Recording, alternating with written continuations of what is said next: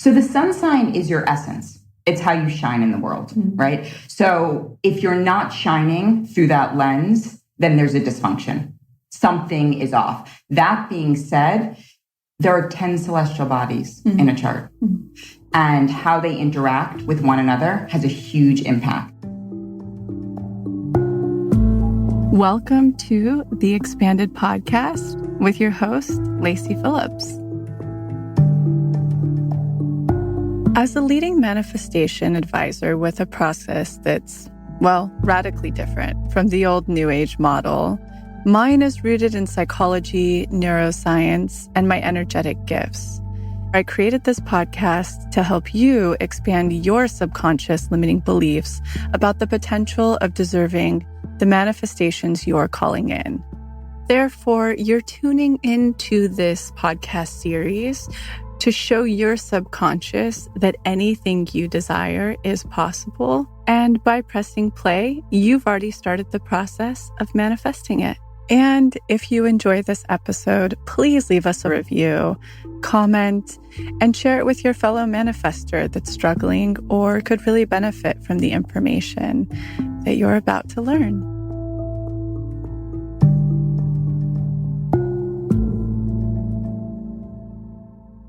Welcome back to the Expanded Podcast. So I'm going to kick it off, as I do always, with My Magnetic Story, but I do have to give you a little bit of an apology. Beforehand, we are all here up at the retreat house, and so we have our beautiful, wonderful Ayurvedic chef who's preparing our meals, and the team out there, and everyone's talking and listening to theta waves. So if you hear noise, you're just a part of the retreat with us that we are scoping out to create for you. So let's pop into the My Magnetic Story. Great news. I manifested the perfect new job. I wrote in this Facebook group a couple of months back when I was in the magic dark. I was panicking because I wanted to leave my job and nothing was happening. I had turned down 2 job opportunities, but they each lacked a huge component such as a compensation and an easy commute. I was in my worth and turned them down, even though I questioned my decision. I received great support in this group to help me through. You all encouraged me that I did the right thing and that my manifestation was closer than ever. I received the encouragement and immediately surrendered to the universe. I knew the perfect job was on its way. I kept applying and I kept being selective. Suddenly, the perfect job came. And it came with incredible ease. I connected so easily to the team and was hired. I just finished an awesome first week and I couldn't be happier. I went back and I looked at the list I wrote back in October and received every single thing on my list. I even got a salary higher than the one I had written down. I feel so grateful that I've manifested this job for myself. I truly believe in the power of manifestation and how important it is to stay in your worth. You do deserve what you want, and it is possible, even though it might not seem like it. Don't settle and let the universe do its thing. So one trigger I see coming up in the Facebook group a lot is the feeling that wanting money makes somebody feel greedy and less socially impactful. Here's the deal. We really are conditioned to think this for a couple of reasons. And I do have to say that I think spirituality and religions played a very vast role in that, especially more formative religions like something that encompasses the 10 Commandments.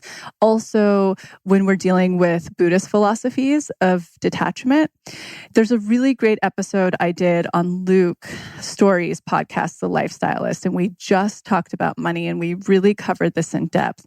But here's the deal. How can you be highly socially impactful, like making a huge, huge, huge difference if you, A, don't have the freedom to do it through contribution, which also gains you power to really make the societal impact that you want to make, and B, if you're not able to totally support yourself and take care of yourself. The one thing I want to say is that as physical beings on the physical plane, we are entitled to anything we materially or physically need. If we received imprintation that told us otherwise in childhood, which if we are feeling like we have monetary constraint, that's what's happening. We just didn't see an expansion around us in what we want to do that's socially impactful, or whatever our gift is, whatever our art is, whatever our corporate track is. That's the biggest component that's missing. And then the second is that we haven't unblocked any of this programming, that we're greedy if we want money. Money is bad. Money ruins the planet. Guess what? if you're already asking this, you're a socially conscious person who's not going to use money poorly to ruin the planet. There are actually a lot of corporations that are incredibly impactful and are helping the planet. And, something that I like to always remind people and expand people is we have created a company that's completely still zero waste, completely. And it's a corporation. And we're entirely zero waste. We build up every single person who engages in our brand. We tell anybody they're capable of manifesting. And now we offer it at a price that's incredibly accessible to anybody, even way more than it was prior. So it's absolutely possible to do this in the world if you desire more freedom and you desire to have more prosperity. It is your right. It's your divine right. And this is what I loved about Yogi Bhajan. He actually shifted this for me. If this is you, let it go. Take a deep breath. You deserve it. Do something great with it on the planet and go do unblocked opulence inside the pathway to make it start happening. It's actually really simple, the energetics around money, when we really get it. And there's a few components that really matter. Expanding, getting rid of all of this lack mentality that we grew up with, whether it was subtle, societal, modeled to us, it's got to go. And then also opening up portals and following our passions. And then there's a whole bunch of other little things you're going to discover in there that needs your attention. So let it go. Let it go. You deserve anything you need and be socially conscious with it once you have it. You will have it if you want it. I was a waitress 5 years ago. You can have anything you want. Anybody on the planet can. So let's pop into today's episode. Today's guest, Danielle Beinstein, I think needs very little introduction. She's our team's psychological astrologer, meaning that she created her own minor at NYU, and then she went on to get her master's in spiritual psychology. If you don't check out her Instagram for all of the astral cosmic shifts that are happening from new moons to full moons to transits to, retrogrades, you need to go check that out now. And this is an episode we released really early on and supported. So when you join the pathway, I have a class that I teach twice a month. I answer everybody's questions. And when we have a healer that we work with frequently, we bring them in to teach us how to manifest with their system that they use or their tools or their gift. And this was one of those episodes. So enjoy this. It's chock full of incredible information about astrology and manifestation, and head into the pathway to follow along with the rest of Supported. We have Danielle Beinstein, but I call her Danny Beinstein here, who's a psychological astrologer. She's my personal astrologer and who I process all of my own work with. So whenever people are inquiring for sessions, because I'm not really doing them much anymore, I'm always like, go to Danny. She's the best. It's who I call whenever I have anything come up, I'm triggered. And she's incredible because we really speak the same language. We believe in all of the same things and we process in very similar ways. She just has the extra bonus added of understanding astrology and what to do about it in terms of astrologically what's going on for you, what's been going on for you, and what's to come for you. So let's get right into it. Thank you for having me, by the way. Oh, yes, I'm so happy to have you here. This is exciting. It's been one of the ones I'm really looking forward to, especially because I'm only really familiar with my own inventory I've taken from sun signs and kind of how I see them within my practice, but you're the full shebang. And one thing that Danny always says to me, because I have all of these theories about different sun signs and manifestation, she's like, there's a whole chart. I mean, so little. So but like anywhere we are, just I know it's so funny if we're like at a restaurant, you always ask the waitress, the waiter what their sign is, which I love. Totally. And I can always be like, I can guess too, usually. Yeah, you're good. With, just sun though, nothing else. Except sometimes with men, I'll be like, oh, he has like a Sag moon or something. I'm getting better at moons, guessing moons to go with the sun sign. I love it. It's amazing. All right. So question number one. Mm-hmm. I'd love to know more about the importance of my sun sign. I depend on it for so long. I've depended on it for so long because of all the astrological information out there. But after digging deeper into the topic, sometimes I feel like my sun sign isn't as important as I thought. What are your thoughts on that? So the sun sign is your essence. It's how you shine in the world, right? So if you're not shining through that lens, then there's a dysfunction. Something is off. That being said, there are 10 celestial bodies in a chart. And how they interact with one another has a huge impact. It's kind of like Kundalini. That's wild. Yeah, there's so many layers. And so, for example, my sun sign is sandwiched between Jupiter and Saturn. Literally, they're all within like 4 degrees.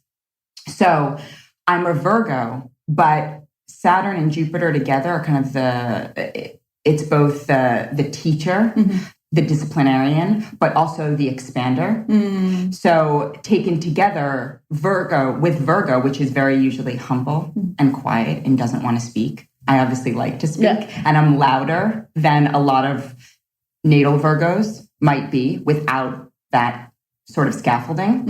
So you have to take into account what else is surrounding the sun, what's aspecting the sun. It's not just the sun itself. So basically, my Virgo sun has both a twinge of a Sagittarian flavor and a Capricorn flavor.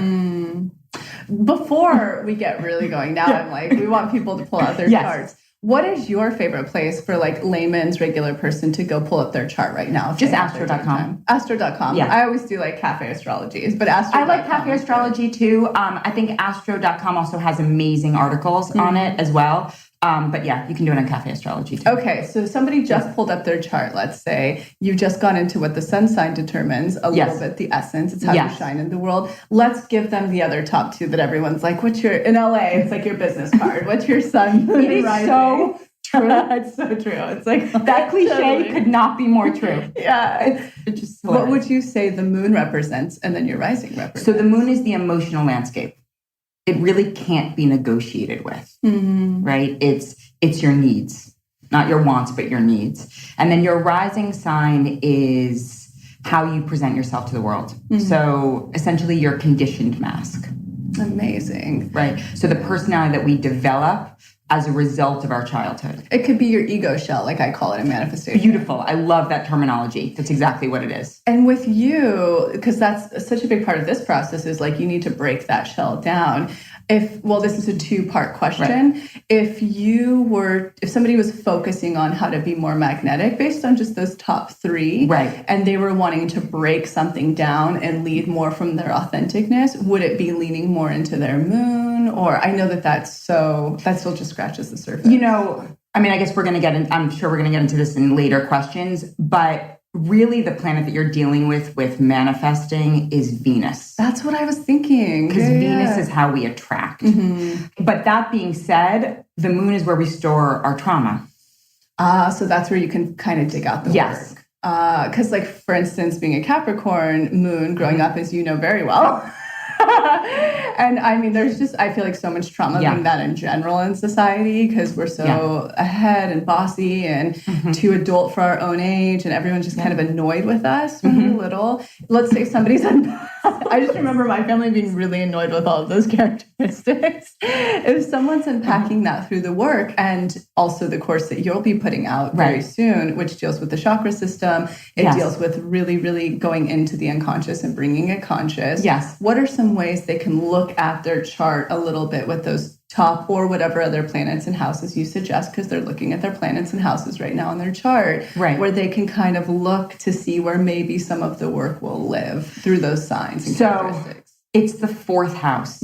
So the 4th house is our roots, our ancestry, our home, our psychological conditioning. It's associated with the moon. Each house in the chart is associated with a sign. Yeah. So it's associated with Cancer, which is already the moon rules. Tricky. Yeah, okay. I just imagine like your disciples who just love you so much for Cancer, and she's like, and they're just thinking, oh my God, would she not? No, I love Cancers. I love them. Double Cancers are tricky, but I love them. No, I think I'm a Cancer rising. So I understand. There's a lot of emotionality. And anytime you have a lot of emotionality and a lot of complex emotions that are clouding the clarity of manifestation, there's some unpacking that needs to be done, which is why I think you always say that Aries is the fastest manifestor, because it's the first sign, it's the first out of the gate. It's uncomplicated. It's very pure. It's uninhibited. It's uninhibited. It goes directly for what it wants. It's not afraid to move outside of its comfort zone. It's also, it has a bad rap for being selfish, but in a culture where we teach women not to have boundaries, Aries... Or boundaries are bad. Right. Right. Aries women tend to be stronger in their use of boundaries. Absolutely. So in saying no... It's like they don't even understand that there's something different. That's why they seem selfish. But they're just like, yep, onto what I want. Here's what I'm doing. This is what I want. I'm not thinking about anything else. I'm going after it. It's a direct route. So somebody's looking at that fourth house and they're pulling up their sign, even though the house is like attached to the moon in Cancer, but yours is your sign. Let's say they're kind of reading on astro.com a little bit more about that fourth house and learning about whatever their sign is in that fourth house. What is the gleaning information they can take from, because everyone's is different. I mean, some are overlapping, but like the gleaning information they can take from that particular planet in that house, that sign in that house. Right, that cusp.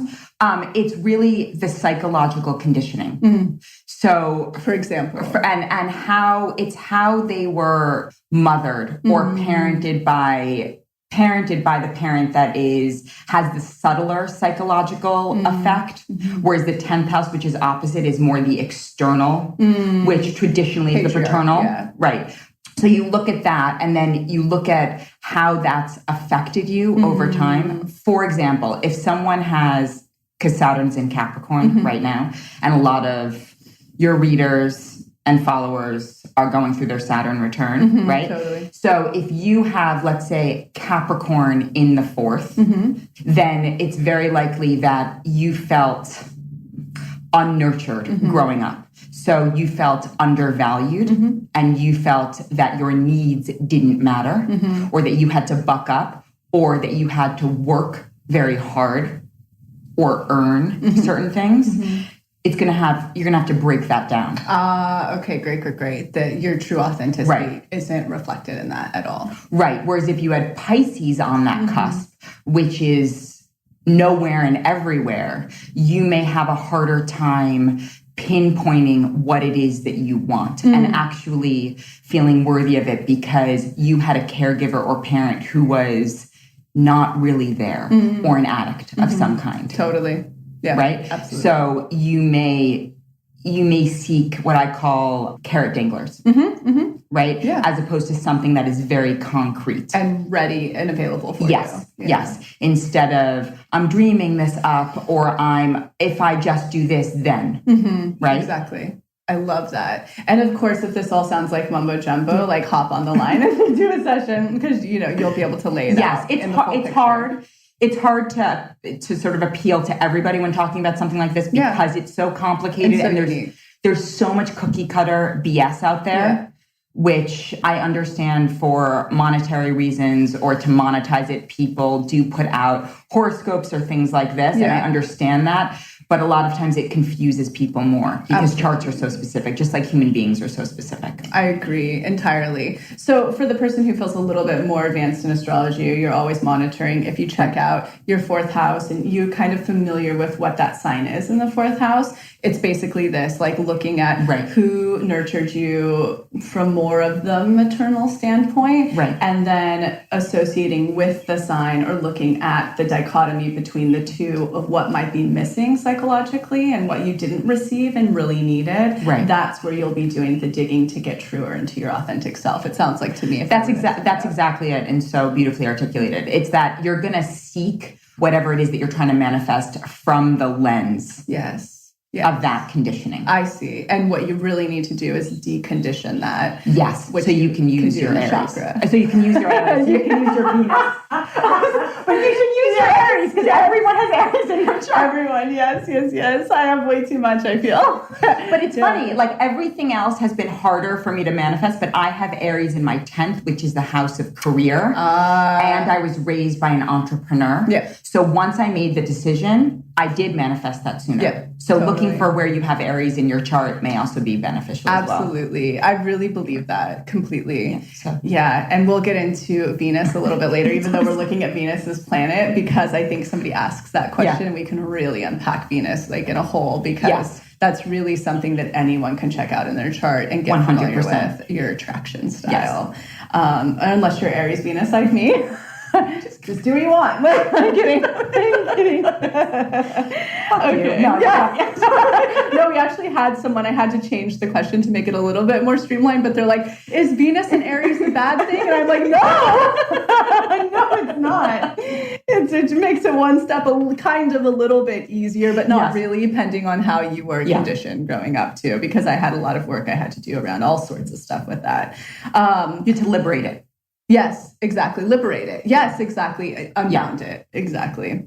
Which planets and houses in the birth chart are important in looking at how a person manifests? So I guess we can kind of get into Venus a little bit more, and Mars, another one. Yes. So the second house, so there are 12 houses, just like there are 12 signs. So when you're looking at your chart on astro.com, you'll see your 12 planets here and your houses right here, the 12 next to it. So that's what we're talking about right here, the second one. And your rising sign is technically your first house, right? It's your first house cusp, yes. Yeah, when people are like, what's your sun is here, your moon is right below it in the planets, and then over here, the first house is your rising. Yes. Great. And so now we're talking about the second house. Right. So the second house, so the first house is here I am. It's personal Meanwhile, identity. like everybody has their charts in the room. I love that always. It's great.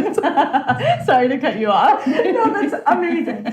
So the first house is, if you think of a baby being born, it's like, this is my personal identity. This is my essence. This is how I present to the world. Ooh, that's your authentic self in a way. In a way it is. Okay. Yes. Right. This is how I present, right? This is my physical presentation. Like, I'm a Leo and I have big eyebrows. I want to be seen. Yes. It's all of these things. Yeah. Every Leo I know has big eyebrows, but I'm a Leo rising. I think the hair, right. Like the physical, like you're saying it's your physical presentation. What's yours? You're Cancer. I'm Cancer. Yeah. So I'm kidding. Yes. No, I am. I totally am. And I had to come out of my shell. And I had to, because I can be maternal when I meet people, or I can be very reserved. Yeah. I can crawl into my shell. So yes. So that's how I present. And that was conditioned by my upbringing, where I felt that I had to mother. Totally. Because I was unmothered. 1,000%. My mom will never see this, so it's all good. No, you're totally fine here. Yeah. She can't even work a cell phone, so we're good. Yeah. So totally. Yeah, you're fine. I don't think she'd care anyways, to even look it up. I think if it were out. Not a problem. Just my trauma. So the second house is a baby's born, right? And then it's like, what's the next developmental stage? Mine. Yeah. Mine, right? Trying to have a sense of control because everything's out of control. Right. So these are my physical possessions. This is what I own. As we grow up, the second house is how we draw our self-esteem, or what we draw our self-esteem from. What are our values, right? How we use our personal talents and gifts for income, or can. It's income based on work. Ooh. So not income based on like commission or using other people's resources. Let's say if you bought a house with a loan and then sold a house and you netted whatever the profit is, that would be eighth house, opposite the second house. Ooh. So the second house, eighth house axis is really, it's the money axis. Ooh, so this is like if you're really looking at manifesting career-wise, especially. Yes. Okay. So like opulence. Oh, okay, cool. Right? So the second house is going to tell us what our unique talents are. And kind of, it can give you clues of your purpose a little bit. Yes. Okay. Example. So for example, I just think it's easier to use personal, something, right? Yeah. So I'm Cancer rising, right? But my second house cusp is in Leo.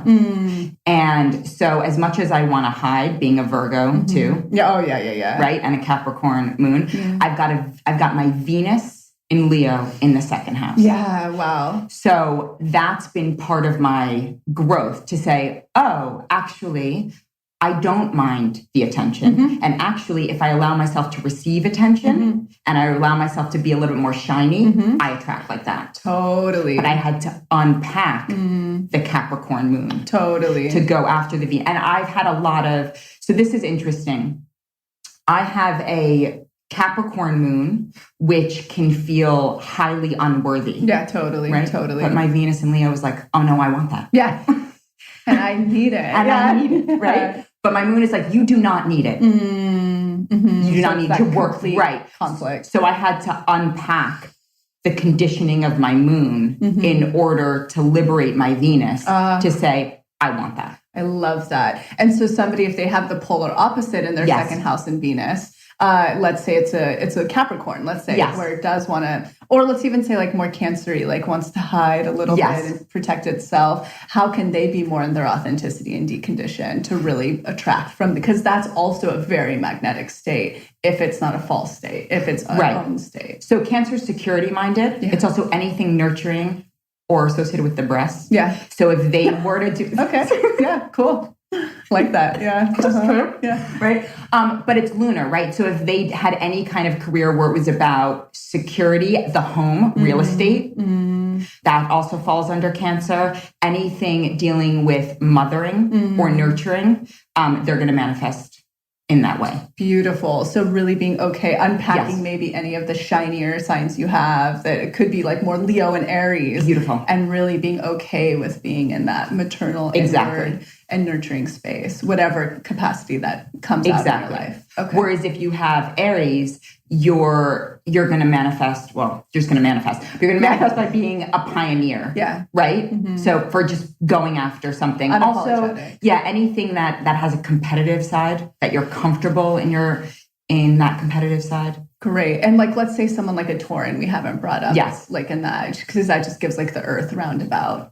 What would that look like in the second house? Well, they're actually going to manifest, but it's going to come because they're so security minded and because they like money. And they also like being unapologetic about being like loving opulence and fine things and like champagne and the hedonism. Yes, exactly. Not in a judgmental way, but in a, right? So they're going to embrace their sensuality, and they may have a career that has to do with appealing to beautiful sensual objects, for example.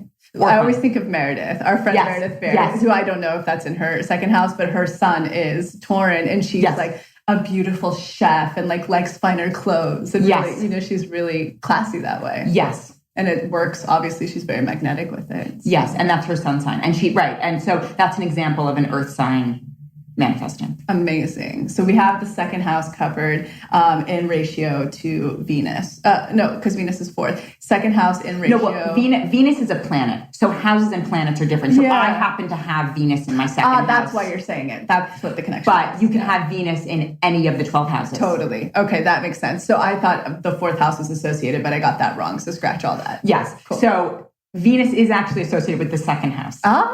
Naturally, normally. Yes. Oh, okay. Yes. Cool. So that's why you say it's also the planet and a house to look at. Yes. Beautiful. But it's also associated with the seventh house. Great. And the seventh house is also like love and partnership, right? Yeah. Right. Because Venus, this is why it's so complex. Venus rules both Taurus and Libra. Okay, cool. So when we're talking about attracting, it's like that's why Librans tend to attract partners unless there's other things going on. Easily. Yeah. Usually. Right? Unless there's a whole bunch of stuff you have to go through. Because Libras are partner oriented. So they need something to mirror off of. Totally. Yeah. And they're like natural codependents and stuff like they love having. It's true. I know it. It's their shadow. It's big their time. Shadow. Yeah. Codependence. Yeah. Okay, cool. I feel like we got that one down. Wait, did we do the eighth? But and then we talk about the eighth house. Yeah, let's talk about it. So eighth house is other people's resources. So people I find who have very strong eighth houses. Right? What would be an example of strong? It's an area. A lot of energy in the eighth house. Okay. So where the second house is associated with Taurus, the eighth house is associated with Scorpio. Oh, wow, yeah. So it's where we merge resources. So people who have a lot of energy in their eighth house usually can very easily benefit from other people's resources. Ooh, okay. So they're more likely to receive gifts totally. In that way. And what would be some of the, like you're saying, a house with a lot of energy, what would be some of those signs they could be looking at that has a lot of that energy? Or what did you say? Like a strong house? A strong eighth house. So a strong eighth house means that there's many planets in that house. So you know how you'll say often, like, the fastest way to manifest is not by receiving from other people. Totally, yeah. if you have strong 8th house energy, you're going to naturally manifest through other people. That's wild. Okay, I see. And can it show up in different ways? Meaning, well, it can show up psychologically, so you get the emotional and psychological support. It can show up financially. Yeah. It can show up. 8th house, like Scorpio, can manipulate energy. Okay, great. Right. It's like the shadow worker. Like they shine light in the darkness. They can move things around or alchemize things. Beautiful. Yeah. That's exactly it, right? So if you have a lot of energy in your 8th house, you're going to be able to draw from other people's resources. I love that. So it's not just financial resources. Because like in opulence, I'm like, your money needs to be to the universe, not to other things. Or it can't be to other things. Those funnels are just open to them. And it's okay if they're supporting you through that. And that's what your purpose is. That's beautiful. Beautiful. So for example, an 8th house person, their portal would be through other people. Amazing. And like a great example of this is when Max and I got together, I just like skyrocketed because I had we'll get into that later. I think Virgos naturally help other people manifest very simply because he's a double Virgo. But because he was so supportive, I could be like, I'm going to fly to the moon and be an astronaut. He'd be like, that's amazing. I mean, it wasn't a financial support because I made a conscious decision. I didn't want that from him. But he is so supportive, nurturing, believes in anything that it was like, it just helped me so much. So I could see that having that strong house drawing on him. And I draw on so many people for resources energetically. Yeah. So that's a really cool And if you think about it, free native is also, it's drawing from other people's gifts as well. 1,000%. Right? And presenting them. 1,000%. So there's an alchemical process in that as well. I love that. What if you have a weaker 8th house? Whatever that means. That's fine. I have a weak 8th house. What does that look like for you? So it means that I don't have any planets there. Ah, okay. So, it's not a place. In fact, it is where I have my south node. So it's where my soul is coming from. And my north node is in my 2nd house. So it means in my soul. So we're going to get into the north node. Sorry, there's so much here. It's great. You just have to get a session with Danielle. This is like, what? Yeah. But just to clarify. The 8th house, so if you don't have anything in the 8th house, it means that you're not as likely to manifest through other people's resources. You have to be more independently, like getting your own momentum through independence. Yes. Okay. And this is interesting because a lot of people think, if you grow up in a certain income bracket, then you will automatically receive from your parents. I've known, let's just not even say financial. I've known so many famous kids from famous parents, and they're just like, nope, nothing's happening for them. They probably don't have a lot of energy in their 8th house. Totally makes sense. So they have to carve their own self, motivate.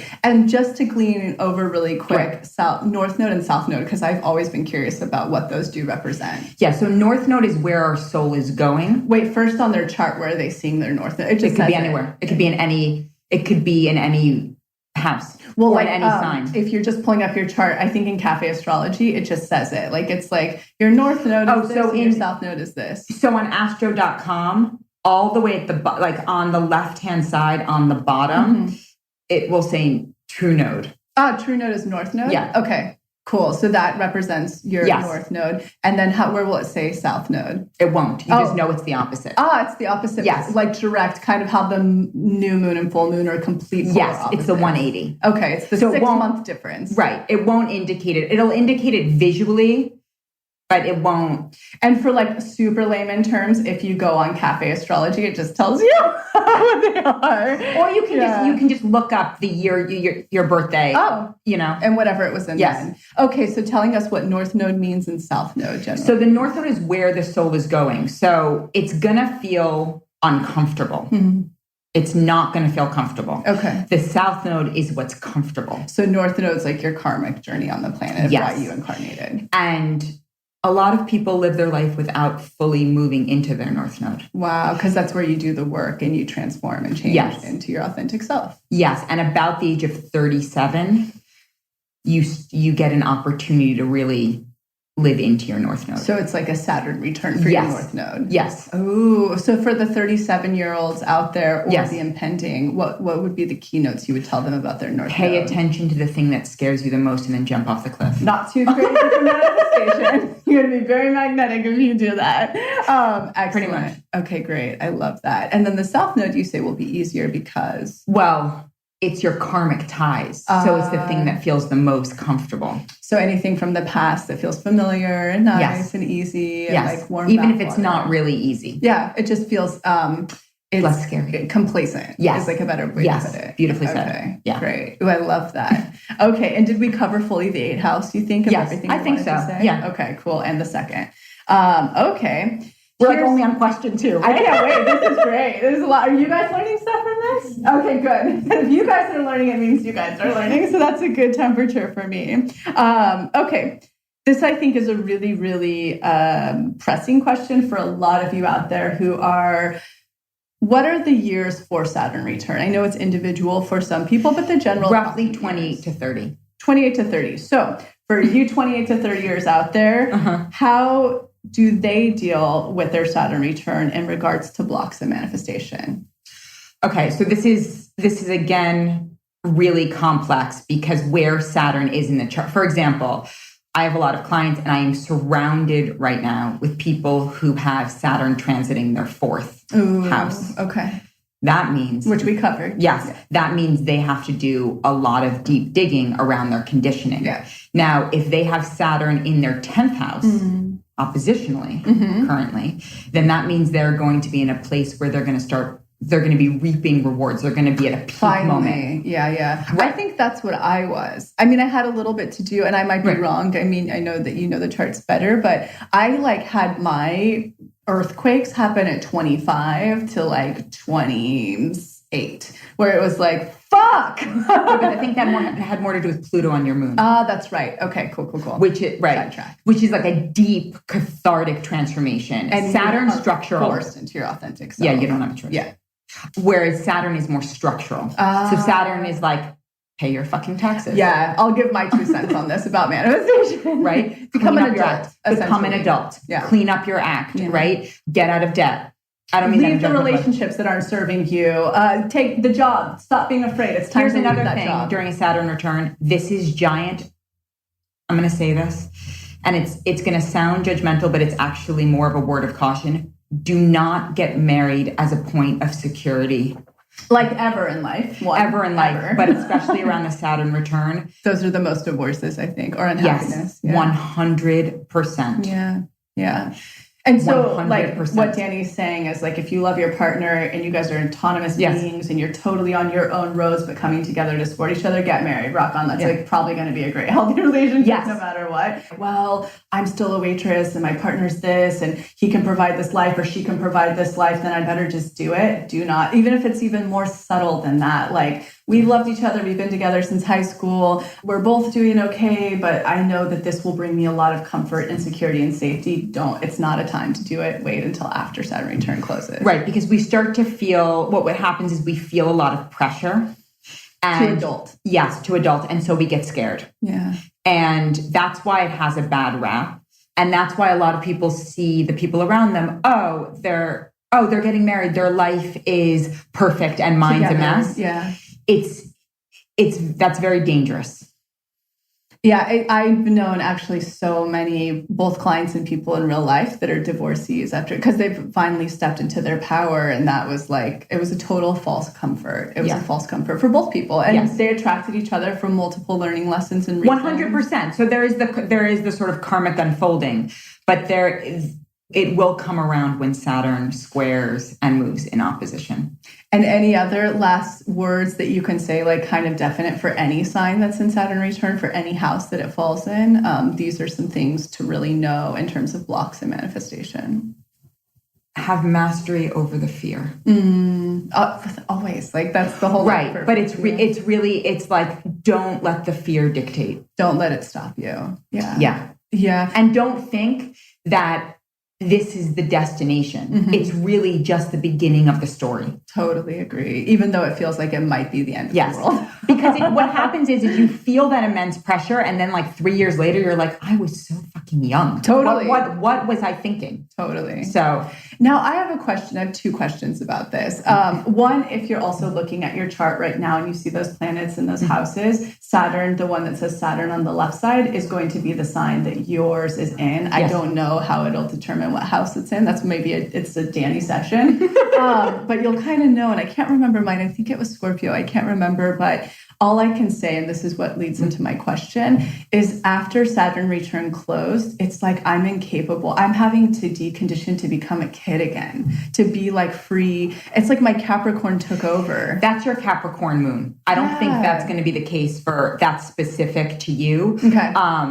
Because that is, I have that same thing. I have a Capricorn moon. I think that's less about having had the Saturn return. Cool. What it is that you came into yourself more and more. Yeah, totally. Right? Yeah. And your authentic self. See, this is where I think authentic self doesn't mean to me that like you're just frolicking all the time. No, oh my God, it's different for everyone. Yes. Oh, yeah. And so I think there's a lot of talk about the inner child. Totally. And so it's like, if I liberate the inner child, then I'm just going to want to skip all the time and have, ice cream cones. You might have had inner children, like you might have had to be an inner child, like a child of an alcoholic who had to be on and great. But you're actually a really like structured person who finds a lot of happiness and quietness. And yes. It's all totally, everyone is so authentically, uniquely different. Exactly. It's not like we're all just wearing white dresses and like fucking source family. Yeah, so we're not all source familying around once we're authentic at all. At all. Yeah. There's probably a lot of Pisces and Neptune happening. So that is. I'm like, hey, photographer, actor, writer, like pull it together. That's like what I always think of all my Piscean friends. They're like designers, actors, photographers. Like, pull it in. Yeah. Go find a Virgo. Yeah, you need your Virgo or Capricorn, either of them. Totally. Get away from your Aquarians. No, I'm kidding. Go ahead. So does that answer the question? I think so. Okay. For Saturn returners, that's what I'll speak to it like from when I'm working with clients from a manifestation standpoint. Just like Danny's saying, my biggest thing I can tell you when it comes to creating more magnetism on the other side is anything you know that's no longer serving you, but you're way too afraid. Mm-hmm. So not letting the fear rule you. You're way too afraid to let it go or walk through it or grow into something else. This has to be the time that you do it because the next years after, I just see them always being rougher and harder, more resistance coming their way than the ones who took those big leaps of faith and like jumped into what was serving them and better for them. Even if it was like, great examples for me was it's when I finally left my waitressing and my school teaching jobs that I hated and they were ruining my body. It's probably why I have all these endocrine issues. It's when I left my relationship of 6 years where I was like, this is probably the person I'm going to marry, and he has like the best French mom who would make the best French grandma for my kids, but he didn't want to get married or have kids. So it was like, I had to make these really big leaps of faith, even though there was really not a lot wrong in our relationship. It's those ones, if they're even subtle, that around you, physical, psychological, emotional, that you have to rise up and like step into what is good for you and best for you. It's the time you need to do it. Yeah. It's not going to get easier. No, it won't. That's like the big, and things will flow so much. Nothing's easy in life. Right. Life can flow easily, but you'll always come up against mirrored lessons, but it will flow.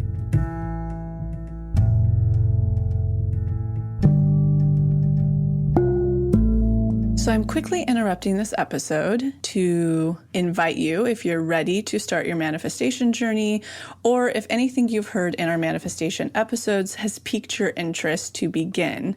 We have a la carte workshops in everything from the basics bundle, which is what we recommend to everyone who starts. It's the formula that actually teaches you how to manifest, unblocked inner child, and unblocked shadow. We also have a la carte workshops on love and money. But the real gem is the Pathway membership because it encompasses every single workshop we have. It's a year-long membership with full access to the few a la carte offerings we have and exclusive workshops not available anywhere else such as the daily practice, which is what everybody in the pathway uses, hopefully at least 3 times a week to daily, in order to truly create the new neural pathways that one needs in order to manifest, and houses the library of our deep imaginings, which is our unique hypnosis process that allows you to get into your subconscious and overwrite those old neural pathways, creating the new ones.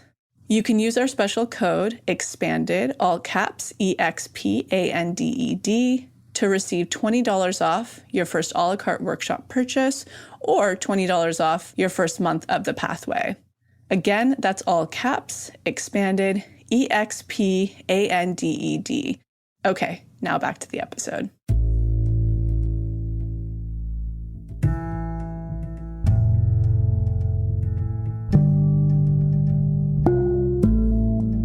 The other thing during a Saturn return is notice any Capricorns who come into your life, or notice any people who come into your life who have very strong Saturn, because they're probably there to teach you something. Notice what teachers say. You notice if people, it's like during my Saturn return, I had a lot of much older people come into my life, right? Which I had anyway in my life. Naturally do. But I had to heed their lessons. I had to be humble enough to heed their lessons. So this brings in the next point that I wanted to make about Saturn return. Those going through Saturn return now, they're millennials, right? Oh, yeah, totally. So their parents are boomers. Yeah. So their model for their life is very outdated. Totally. Because the economy that millennials have inherited post the recession of 2008, and just with the rapid change of technology and the gig economy and the share economy, it's so different from the baby boomer climb the ladder that, like, get your pension doesn't even exist anymore. All of that. It's all of that. So, and who knows what the world is going to look like in a decade, right? I mean, we're floating around universal basic income right now. So to try and please your parents is even more dangerous in our current economy and where we're going. It's not even realistic. It's not the security that your parents sought. Like the college you think you have to go to, the yada yada you have to do, the career you're supposed to do. It is, like you're saying, it can be not detrimental, but it's... Well, it can be, because it's not taking into account context. So, if you're looking to people whose careers took off in the 70s, 80s, and 90s, right? It's a very different world. Totally. So it's really important to take whatever your parents say with a grain of salt.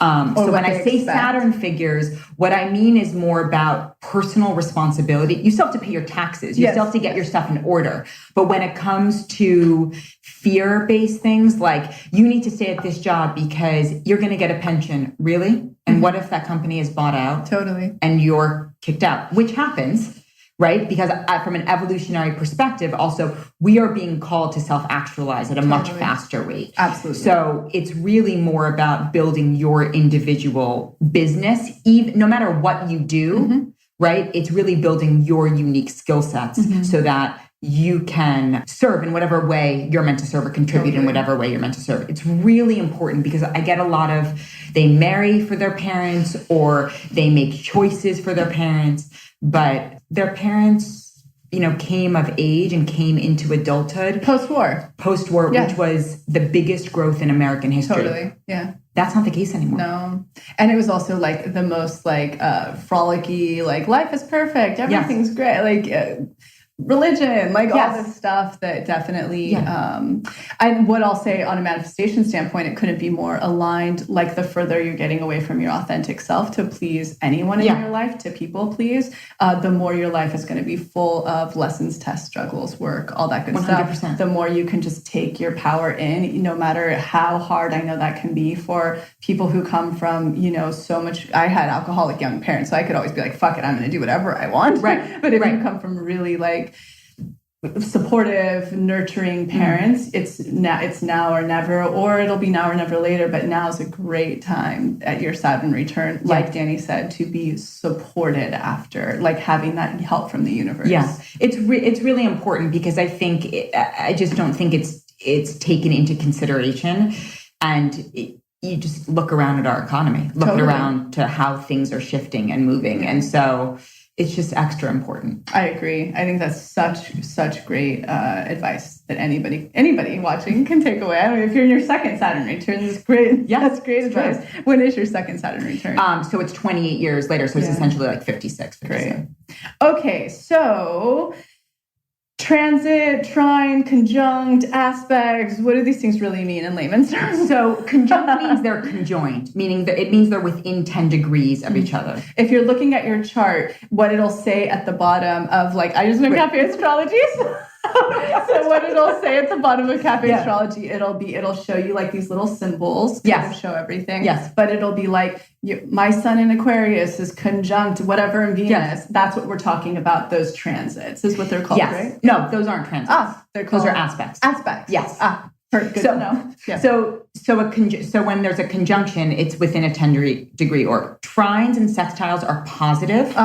Squares and oppositions. It's geometry. I was terrible at everything in math except I was good at geometry. I was good at geometry. Right? Yeah. So it's just geometry. So it means that there's either a positive flowing aspect between those two, between whatever the planets are, or there's a more challenging aspect, which would be square or opposition, or even possibly conjunct is considered more challenging. And what are, from a manifestation standpoint, the lessons and the more difficult ones?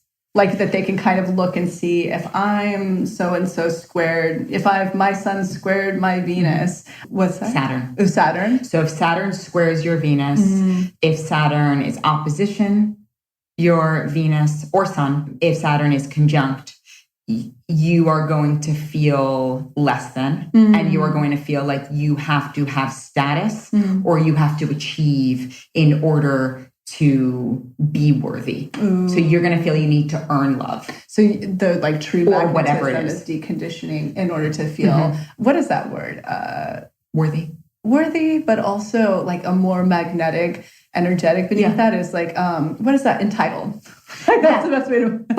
But not from entitlement of ego, inflation, but just this is my birthright. This is my birthright is the perfect way to say it. So it's but what the positive side is you're going to have a more realistic adult perspective on relationship once you do the clearing. Cool. Okay. And to go even more totally layman's terms, whenever or finances. Ooh, both. That's good. Yeah. So so you would say for square, what would be if they're all looking at their chart and they're so-and-so squared, whatever, square just in general, what could be the lesson there that they can determine if they're just looking at their chart, right? What square could mean in terms of... So it means there's going to be a tension between those two planets, so those two forms of energy.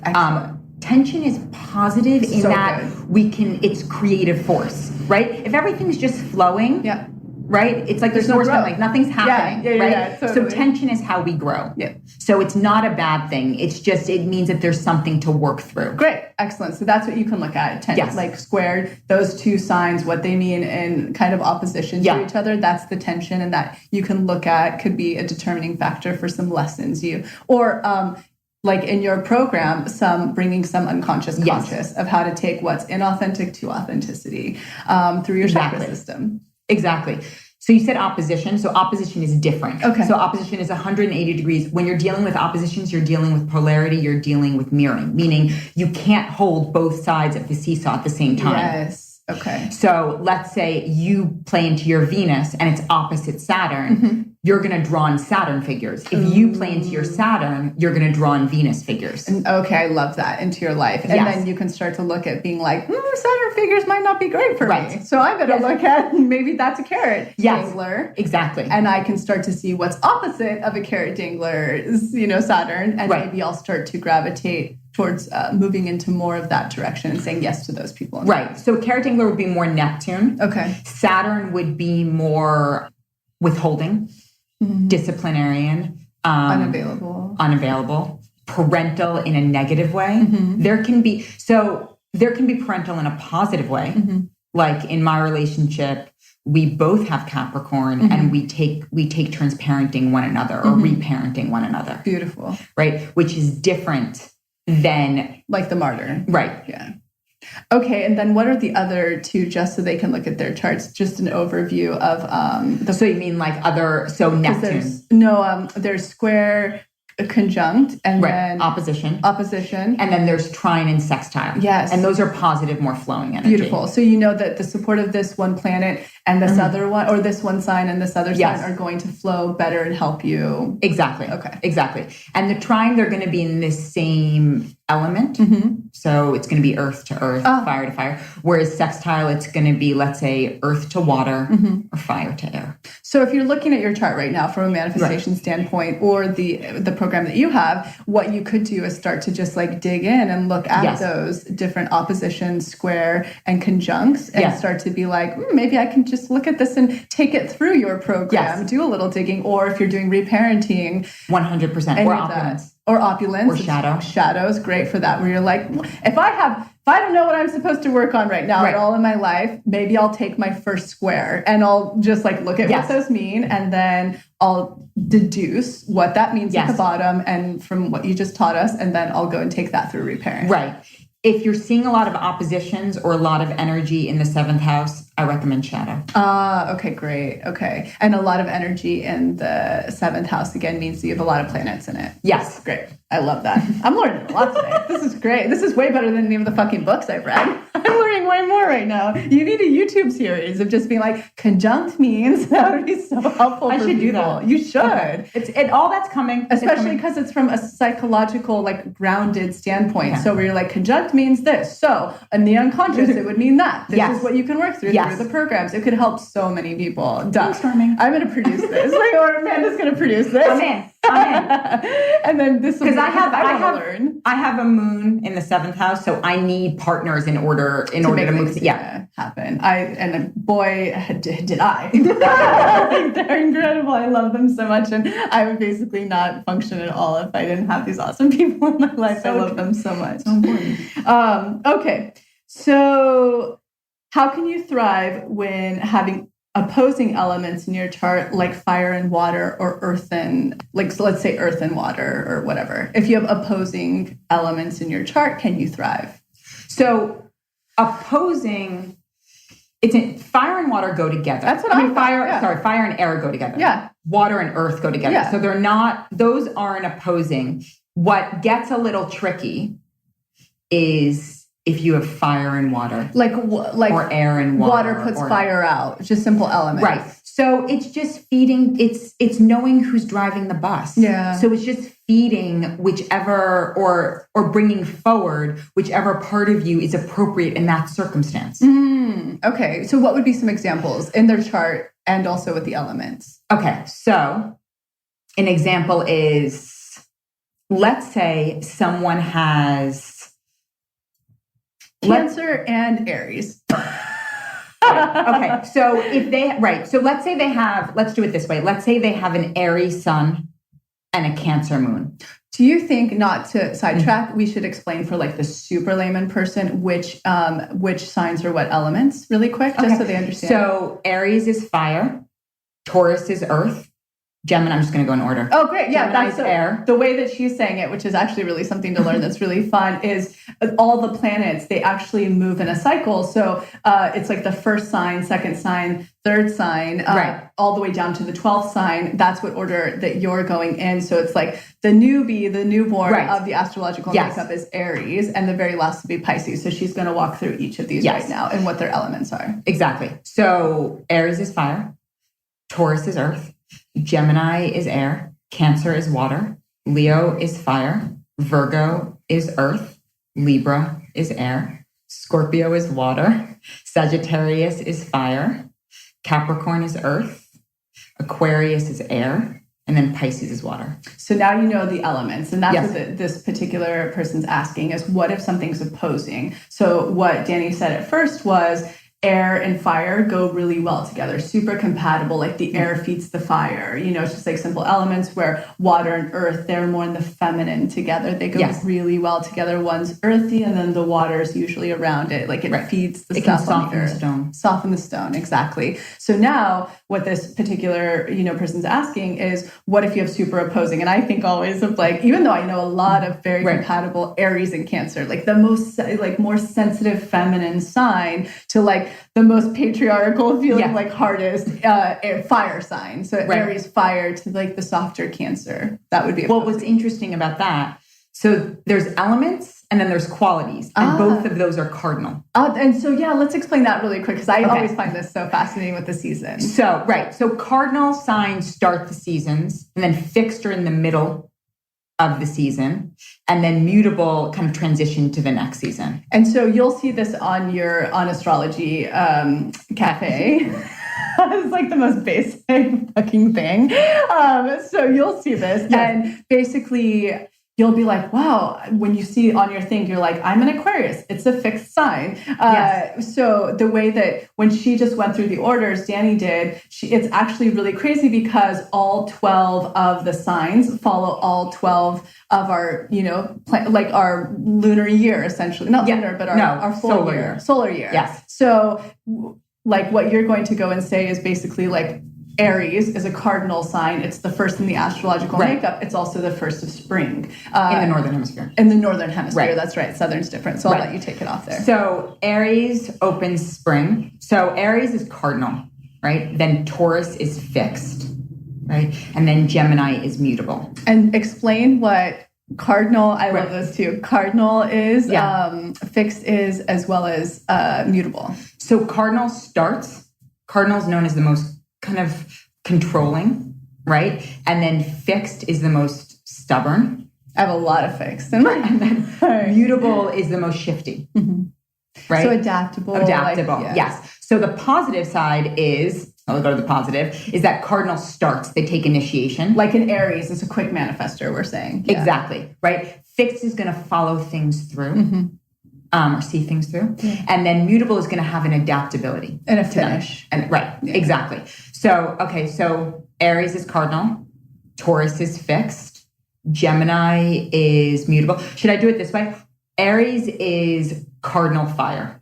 Totally. There we go. Now we'll have that in full. Yeah. So Aries is cardinal fire, right? Taurus is fixed earth. Gemini is mutable air. Cancer is cardinal water. Leo is fixed fire. Virgo is mutable earth.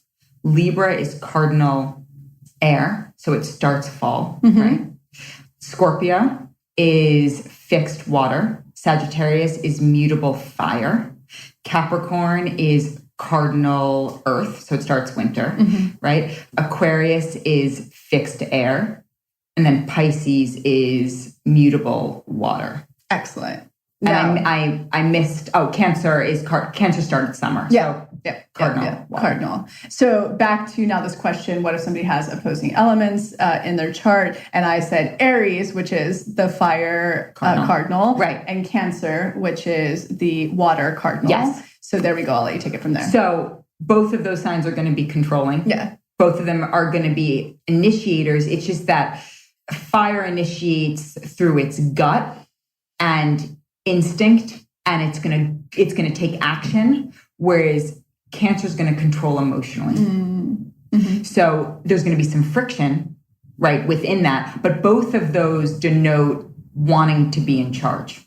Excellent. Right? So Cancer is kind of like the matriarch. Totally. And Aries is like the cowboy. Yeah. I love that. So essentially, like the biggest thing they can take from a manifestation standpoint, if they have kind of these what feel opposing, which I don't feel like no signs are really too opposing. They all like can work together in different ways. It's basically, I think, just tuning into what the elements are, what the aspects are, and looking in particular to that planet or that house and what those things represent. That's going to give you a little innuendo of what might be unconscious and needs to become conscious and authentic. Exactly. So none of it's bad. No, it's all good. There's no bad. Yeah, there really is no bad in life. No. No such thing. No. It's all just it's all material. No, I'm kidding. Does this work? All right, cool. What if you have a chart where you're all fire, earth, air, or water? Like if you're just, I have 7 planets in Scorpio. Wow. Yeah, what if that's you? I think like Demi Moore has something like that. Oh my gosh, my breathwork teacher, she's like, I have 12, I have 9 planets in Scorpio. And I was like, wow, how do you get out of the house? No, I'm kidding. Yeah, that's so intense. A lot of sex. Yeah, a lot of sex. You just do a lot of sex. Or just a lot of celibacy. Like, yeah. Totally. I love it. Honestly, seek people out who balance you. So for example, if you have a ton of Pisces in your chart, seek out a Virgo or go to Virgo qualities. Oh, I love that. Yeah. Right. So try not to turn that into a shadow.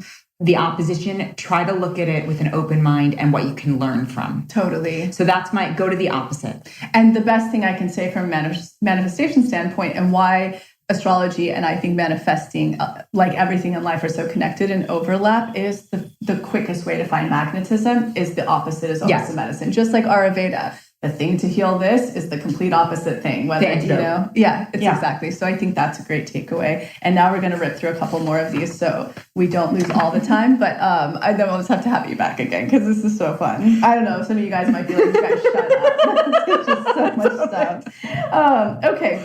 How can one recover from a bad astro reading? This is a really good one. A bad astro reading, choosing the wrong reader. And is there such a thing since it's just information and not fate? For example, I had a session with a trendy Twitter astrologer. I love that. Who told me that it was odd I was a writer, even though I have a chart for it. Oh, I hate this stuff. This makes me so mad when this happens. I know 70%.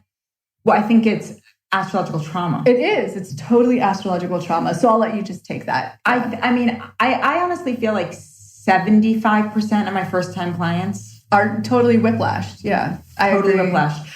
If it sounds negative, take it with a major grain of salt. This is like the snake oil people that are like, your fortune is, or this is bad, or this is why I say, please don't see psychics. Don't see, unless it's somebody who's known in your family who's 100% right. Don't go. They're going to plant limiting beliefs or do this. They're going to make you feel trauma. It's a self-fulfilling prophecy. Totally. Right. So, I had this recently, someone said to me, oh, I went to an astrologer and they said that my boyfriend has Venus in Gemini, is going to cheat on me. Oh my God. Because I'm like, Venus in Gemini means he wants a woman who he finds interesting. And like from all chatty, sides, yes. Right? Chat like wants to know all the elements of this one. Yeah, that's so and awful. Curious. Yeah. So, if it's negative, if it makes you feel, so there's a difference between getting feedback of like, hey, you need to work on this. Yes, or you're holding yourself back. But if it feels fated, that's the thing. If it's like your future is this, there's always free will. You can change your whole destiny in literally 1 minute that you decide to jump off of a cliff. Yes, then it's danger zone. Yeah, let's talk about that for one quick second of like the best tools are nothing's permanent at all. Literally, you can wake up today and go do something different and your whole will and future changes, period. That's number one. You can transcend circumstances. Always. Like I'm the believer of manifestation. You can transcend anything that was predestined for you on this lifetime, which I don't even believe in that in the first place. I did my Instagram story this morning was, so Mars is currently in retrograde and it will still be in retrograde when this airs. Yeah. We're shooting it just slightly before it airs. I met my boyfriend during Venus retrograde. Oh yeah, totally. Yeah. I prosper the most always during Saturn in retrograde, during Mercury in retrograde. Yeah. Always. I think that me too. I have magic happen. And I don't have Mercury retrograde natally in my chart. A third of people have Mercury retrograde in their chart because it happens when they're born. Yeah. Right? Or also it's just where they were when they were born. Yes, right? Yeah. Exactly. So, this idea that like, I'm going to use transits to scare the shit out of myself. Oh my God. Or like, no. Yeah. What I always say is there may be an opportunity for healing or growth. Yeah. Like anything in life. Yes. And the other last note on it too, that I wanted to say as well is if something doesn't intuitively feel correct, and this doesn't mean that you're just wanting to hide your head in the sand, but if you're listening to something and it doesn't sound intuitively correct, just shut it down. Not meaning like, I'm going to leave the session unless you're like an Aries, go for it. That's awesome. Do that if you can, but also be like, wah, wah, wah, wah, wah, and just don't take it with you. And if something was implanted, do the daily reprogramming exercise to get rid of it, or literally no, like you can change anything in a minute. Nothing's predestined. It's all just, it's like sensationalism. Just turn it off. It's all bullshit. I was just in Hawaii. They've been like blowing up this volcano and yada, yada, yada. And it's not even present. Like it's crazy. So the sensationalism of anything is never...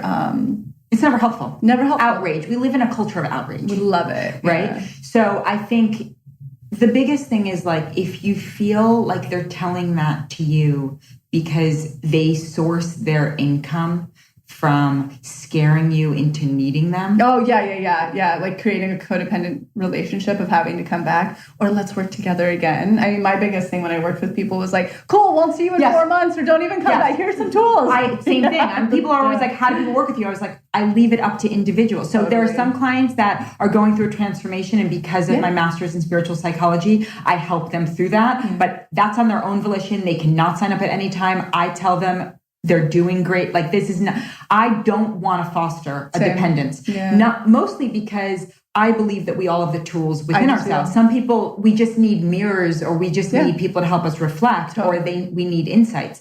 But yes, anything that feels like you need me to get better, no. Ever. It's all in here. Yeah, I agree. And we'll ask a couple more, and then I'm going to ask you some things. Where in your astro chart do you see your life lessons and your purpose, which we touched on a tiny bit? Yeah, so I would say Saturn, because Saturn are lessons, and then the North Node and South Node. And if they're doing your workshop and they're tuning in right now and seeing what's in their Saturn, what would be a good way to take that information that they notice in it through your workshop? So it's interesting. So the first chakra, the first 3 chakras are the ones that we're most challenged with, because most of us, especially in our society, it's like Ayurveda, we're Vata heavy, right? Yeah. So we're Nekka. Or to Pitta too. Right. Yeah. So, which is here, right? So we're above our heart, right? And we're not listening to our bodies. We're not listening to our intuition. We're like just whatever information we've taken that we should, or programming that we should be doing. Right. Yeah. So our first chakra, which is our roots, right? And it's our tribal mentality. That's where the most meat is. So when they do the workshop, there's going to be the most in that area. That's really what has to be worked through. And then the sacral chakra, which is the second chakra, which is the navel, that has to do with how we share resources, right? And how we love, how we give and receive love and abundance, right? And flow, our fertility, our creativity, all of that. And then the third chakra is the solar plexus. It's which the PowerPoint. It's where we enmesh. It's the most powerful in terms of manifestation work. 100%. When I was clearing it, not to be grotesque, but I vomited. Yeah, I remember you were telling me about your different clearings. Yeah. It's really intense. So, the first 3. Excellent. And that's what we're least tapped into. Yes. So this will be like, let's say somebody's looking at their Saturn, and it's, let's pick a sign we haven't even talked about, because I feel like some haven't gotten some love at all. I know. Geez, what would that be? Leo. Well, Leo got some love at first. What about Sag? Did we talk about Sag yet? We didn't. Let's do Sag. I love Sag. Yeah. Okay. So Sag is in their Saturn, let's say. How would they look at that? What do you mean? You mean they have Saturn in Sagittarius? They just had their Saturn return. Yes. And so, exactly. And so, let's say they've read about what that means on Cafe Astrology, which probably isn't the best resource, but it does tell you. And then they want to go, okay, I want to take the lessons that are in this planet for me through this workshop. How would they kind of target that a little bit? So Sagittarius in its shadow is super boastful and preachy and on its high, right? Saturn's going to ground that. Okay. Saturn's going to say, it's why we started to see all of this Me Too movement, because all of these men felt inflated by their power and felt they could get away with anything, right? So that, coupled with Jupiter moving into Scorpio, it was no. So we're going to, it was knocking people off. Yes. Yeah. So that's the lesson there, right? So basically, it's like if you're looking at your Saturn, whatever sign you are, seeing what the shadow side of it is. Yes. It's shadow, and then taking that through the workshop. Exactly. Sounds like where some really deep work can happen. Exactly. Okay, cool. That's where you can see maybe the lessons that have been cut out for you, and it might be cut out for you. Yes. Seeing what that unconscious that needs to be conscious, and taking that through each of the chakras of your workshop. That's awesome. Right. And that's going to be more structural. And then the South Node and the North Node. Ah, okay, great. What I have to grow into, what feels uncomfortable. Okay, especially the North Node, it sounds like, taking that through. Oh, okay, I love this. I can't wait to do this workshop. I'm so excited. Okay, cool. What do you recommend for manifesting or setting intentions during a new moon? So Danny used to co-facilitate new moon ceremonies in circles. Yes. So I love that we're asking you this. And what do you suggest for new moon rituals, if you have any? So new moon rituals, the sky is dark, right? So it's a time to go internal and really ask the questions and write down your manifestations. Now, I think it's really dangerous to add a religiosity to it and to think if you don't write your manifestations on the new moon, they're not going to happen. Yeah, no. I also think it can get dangerous to do it so often that you're in a state of lack. Control. Yes, because you're like, if I do it every single week, if I write down every single new moon, it's going to happen. I say manifestation OCD. Yes. It's actually pushing things away. Yes. Instead of writing it out, letting it go, and receiving it, right? So I think the new moon is actually a really powerful time to reset and set intentions underneath. I agree. How do you want to feel? What are the qualities that you want to ground in? So let's say you want to ground in creative flow, you want to ground in loving kindness, you want to ground in openness, because we've talked about this. There's a grabby culture around manifestation. Totally. Right? I don't think I've ever used the word grabby, but that's just what's right. Yeah. And I think, the irony is that manifestation most happens when we least let resistant. Go. And we're empowered. We're in our worth, and we don't have anything that we're trying to control. It's just like, we know we deserve it. We've done it all. Now it can flow through. I agree. And so there's something that I was taught by my teachers, which is, when you're writing down a manifestation, this or something better for the highest good of all involved. That I learned directly at my master's in spiritual psychology from USM. And that was one of the greatest takeaways, because what it taught me was just because I have a manifestation, if other people are involved, it's what's for the highest good of everyone involved. Totally. So we get into this a lot. I think you see this a lot where someone's like, they want to manifest a specific person, not a partner. I know. They want to manifest Johnny down the street to love them. Yeah. It doesn't work because who's to say that it's actually very self-absorbed, not selfish, but self-absorbed, right? Because how do you just also deeply in lack, not understanding. Right. Obviously, yes, that too. So it's like it's not taking into account that everybody has their own journey. So a lot of times, let's say with conception, it's like that soul has an agenda. Totally. Boy, have I figured that out. Yep. Right. So it's like I was single for a very long time, and then it's like I now realize, oh, we came together at the perfect time. Always. And a moment earlier, and I wouldn't have been ready, and he wouldn't have been ready. 1,000%. And if we take all skin off of it, the physical plane, any of that, humans, all energy, it's just you guys are here to teach each other lessons. You're uniting with anything in your life for you to grow, for that to grow. That's 100%. It's nothing more. No, and it's the communication and the willingness to grow. Totally. And the openness. And there's a lot to be said too of being open to grow is a very magnetic thing, because you're facing your fears and you're creating magnetism. You have to be willing to move outside of your comfort zone. Aries are great at that, whereas fixed signs are more challenged in that area. So you have to be willing to be outside of your comfort zone. And I feel like I just say this, Max is very mutable. He has a lot of mutability in his chart. Yes. He's the double Virgo Sag, and he's got it all going on. That also when you can hang out with, very cardinally, Aries and stuff like that. All of his business partners have all been Aries. Things can just taking their momentum because you're mutable. You can go with the flow. 100%. I think that's great. And last two questions. How should manifesting change, or should it change when Mercury's in retrograde? I feel like we covered that, though. Do you want to just say a few more notes on that? Based on individual charts? It's just Mercury in retrograde means it's a time to review. So the thing is just rethink what it is that you're so attached to and getting. slow down. And slow down. And just be open to the unexpected. Mercury retrograde is when I have the most magical run-ins and experiences. Same. Blast from the past. Yes. Like so abundant, beautiful things work out for me. Yeah. And I had to learn that intuitively because I had so much programming that it's a bad thing. It's like, I always get stoked when it happens. The first 2 weeks, like the pre-phase and the post-phase always fuck with me a little bit, but during is like Matt, and whereas poor Max, like the double bird, his like computer's brain. I mean, everything falls apart. But he's also not in his full conscious authenticity in any way, shape, or form. So he's like, the universe is like, like sending things at it, and I'm just like floating or whatever. Let's finish on this note and hit it strong, since it is so much of the planet of manifestation. Explain what your Venus means in terms of attracting a partner, also manifestation in general. And yes. So Venus is how we attract, period. Yeah. So tuning into the energy of your Venus is going to help you attract, period.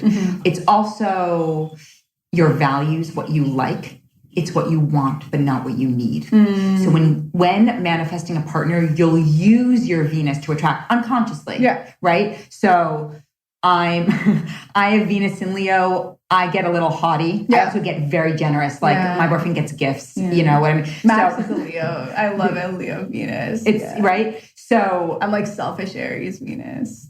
This is stuff I'm trying to work through. like what's his love if you language? Have Venus in Pisces, you're going to be very feminine, right? In that way, you're probably going to wear a lot of flowy dresses.